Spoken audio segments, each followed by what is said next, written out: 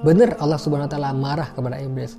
Tetapi karena ini permintaan, tapi karena ini doa iblis kepada Allah, Allah tetap mengabulkan doa tersebut.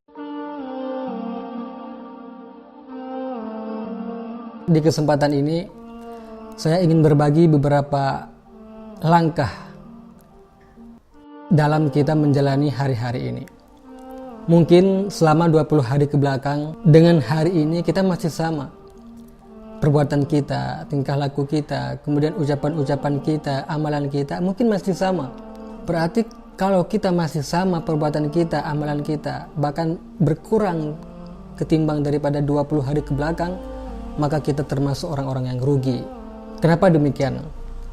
Al-Habib Ali, kakak daripada Al-Habib Umar, beliau sering berujar di setiap majelisnya, salah satu tanda makbulnya ibadat seseorang itu adalah semakin hari dia semakin bertambah ibadahnya kepada Allah, semakin hari dia bertambah amalannya kepada Allah Subhanahu wa taala.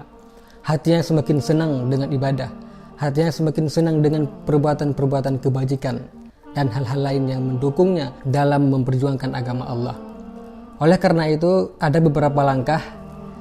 Yang pertama, di 10 hari ataupun 10 malam yang terakhir ini, semestinya kita tingkatkan amalan kita kepada Allah Subhanahu wa taala. Bulan Ramadan ini adalah bulan yang sangat banyak kebajikannya, bulan yang sangat banyak pahalanya, bulan yang sangat banyak Allah Subhanahu wa taala memberikan ganjaran. Dalam satu hadis qudsi, as-shaumu li wa ana ajzi bihi, puasa itu hanya untukku, kata Allah Subhanahu wa taala, dan aku yang akan membalasnya. Jika Allah Subhanahu wa taala yang akan membalas puasa kita, jika Allah yang akan membalas kebajikan kita di bulan Ramadan, kita tidak bisa menghitung, karena Allah Maha Pengasih lagi Maha Penyayang. Bahkan Allah akan mengobral ganjaran-ganjaran yang ada di bulan Ramadan ini. Di antaranya, kita dengan memperbanyak baca Al-Quran. Allah berfirman, Syahrul Ramadan alladzi unzila fihi Al-Quran. Di dalam bulan Ramadan ini Allah turunkan Al-Quran. Ketika penurunan Al-Quran di bulan Ramadan ini menandakan bahwa bulan Ramadan ini sangat bermanfaat, bulan Ramadan ini sangat banyak faedahnya, maka Allah Subhanahu wa taala memilih waktu untuk diturunkan Al-Qur'annya adalah di bulan Ramadan ini.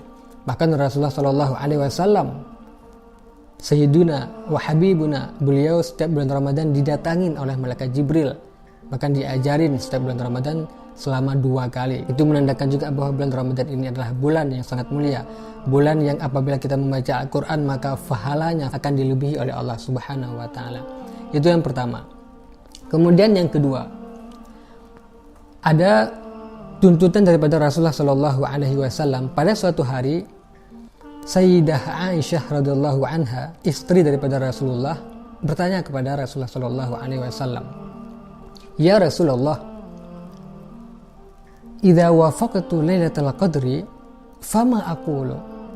Wahai Rasulullah, kalau seandainya saya bertepatan dengan malam Lailatul Qadar, fama aqulu, maka apa yang aku katakan? Rasulullah bersabda, quli Allahumma innaka afun tuhibbul afwa fa'fu anni. Ya Aisyah, ya Humairah, begitu panggilan Rasulullah SAW kepada Sayyidah Aisyah.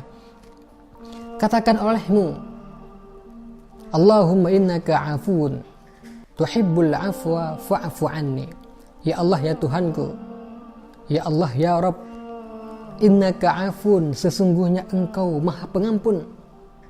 Tuhibbul afwa, engkau bukan hanya maha pengampun, tetapi juga engkau mencintai ampunan kepada hamba engkau, kepada hambamu. Oleh karena itu, fa'fu anni, maka ampunilah dosa-dosaku ya Allah. Nah, itu adalah tuntutan daripada Rasulullah sallallahu alaihi wasallam atau nasihat daripada Rasulullah sallallahu alaihi wasallam kepada Sayyidah Aisyah ketika beliau bertepatan dengan malam Lailatul Qadar. Oleh karena itu, sebagian ulama berpendapat bahwa bukan hanya ketika malam Lailatul Qadar saja. Apalagi kita tidak mengetahui kapan sebenarnya, kapan pastinya Lailatul Qadar itu Allah Subhanahu wa taala memperlihatkannya kepada kita. Oleh karena itu, disunnahkan ataupun dianjurkan membaca doa ini mulai dari pertama Ramadan sampai dengan akhir Ramadan. Oleh karena itu, di sebagian tempat, katakan saja di kota Tarim, doa Allahumma innaka afun tuhibbul afwa fa'fu anna, ini selalu digaungkan.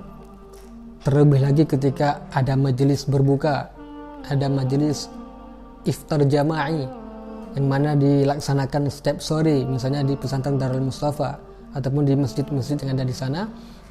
Setiap sore menjelang berbuka itu halakoh-halakoh di situ, semuanya mengucapkan mulai dari doa nasyhadu an la ilaha illallah sampai akhirnya ke doa Allahumma innaka afun tuhibbul afwa fa'fu anna ya karim. Di antara faedah dengan berdoa yang ini adalah bahwa kita benar-benar penghambaan kita kepada Allah Subhanahu wa taala. Allah Maha Pengampun. Seberapa besar pun dosa kita kepada Allah, seberapa besar pun kesalahan kita kepada Allah Subhanahu wa taala, kalau kita benar-benar mau meminta ampun kepada Allah, kalau dengan hati, dari lubuk hati yang paling dalam kita meminta ampun kepada Allah, insya Allah pasti Allah Subhanahu wa taala akan mengampuni dosa-dosa kita. Semalam, 2 malam, 3 malam, 10 malam, 15 malam tidak diampuni. Tapi coba kita perbanyakin sampai dengan 30 malam bulan Ramadan ini, selama bulan Ramadan. Insya Allah Allah Subhanahu wa taala akan selalu memberi kita ampunan. Kenapa? Karena Allah Subhanahu wa taala Maha Rahman dan Allah Subhanahu wa taala Maha Rahim. Kemudian selanjutnya, langkah yang selanjutnya yang semestinya kita jalankan di bulan Ramadan ini, terlebih di 10 akhir ini, adalah meminta ampunan, kemudian bersedekah dan memperbanyak amalan-amalan saleh. Di antara amalan saleh telah kita pelajari yang tadi itu, kemudian berdoa juga. Kita ulang lagi ke berdoa.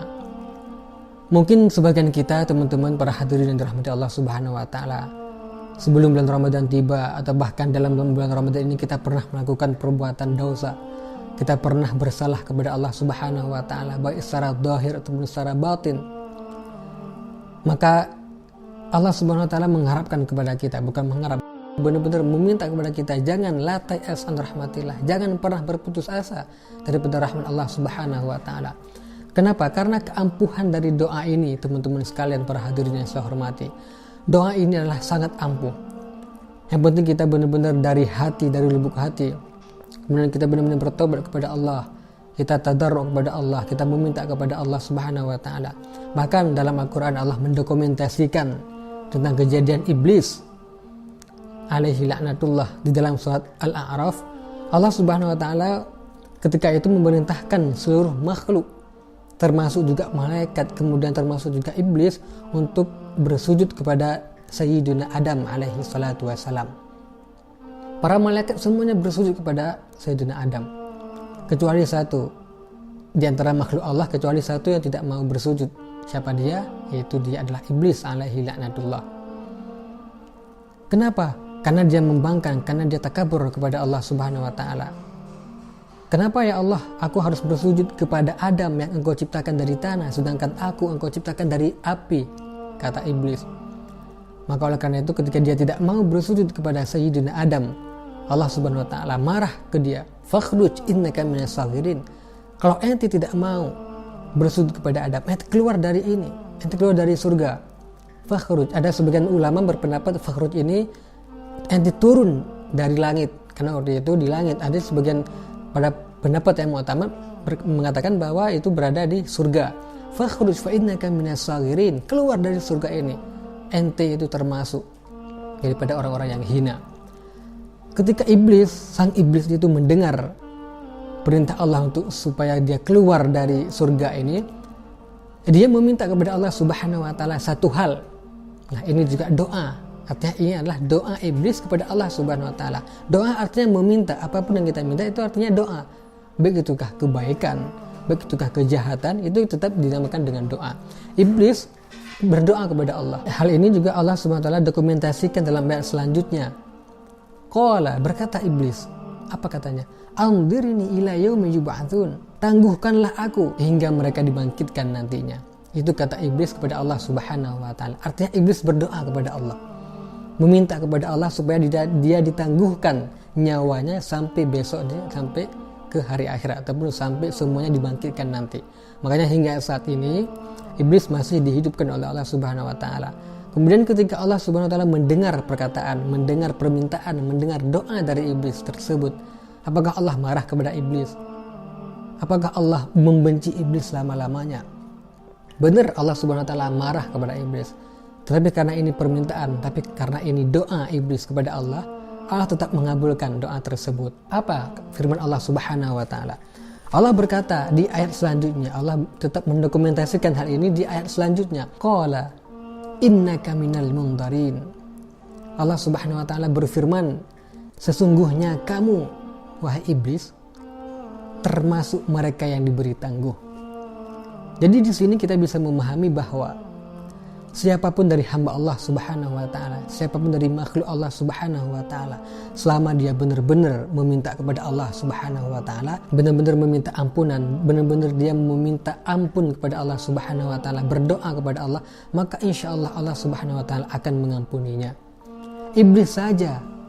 Iblis, coba kita lihat teman-teman, coba kita perhatikan, coba kita dakik, coba kita teliti ayat tersebut, ayat yang telah kita baca tadi.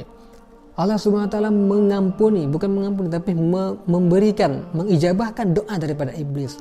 Anzurni ila yaumil yub'atsun. Allah berfirman, qala innaka minal mundarin. Ya udah, ente itu termasuk orang-orang yang ditangguhkan hingga hari akhir nanti, ataupun hingga hari yang dibangkitkan nanti. Makanya hingga saat ini iblis itu masih melata-lata di atas bumi untuk mencari mangsa, untuk menjadi teman, untuk mencari temannya nanti di akhirat. Oleh karena itu, para hadirin yang dirahmati Allah Subhanahu wa taala, mari kita berdoa kepada Allah. Kita banyak dosa kepada Allah, zahiran wa batinan, tapi Allah Maha Pengampun. Allah Maha Pengampun, Allah Maha Pengampun.